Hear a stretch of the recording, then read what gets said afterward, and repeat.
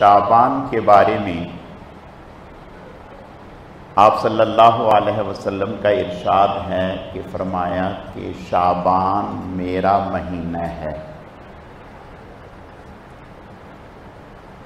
آپ نے ارشاد فرمایا کہ شعبان کو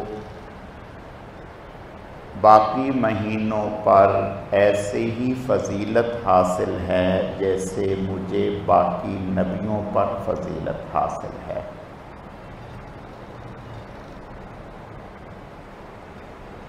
تو اس سے پتہ چلا کہ یہ مہینہ فضیلت والا ہے۔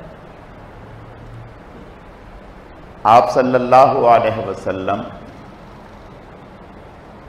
اس مہینے میں بنسبت دیگر مہینوں کے کثرت سے روزہ رکھا کرتے تھے۔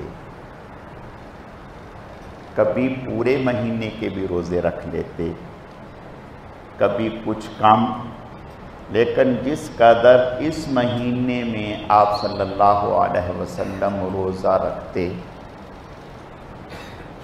اس قدر اور کسی مہینے میں نہیں۔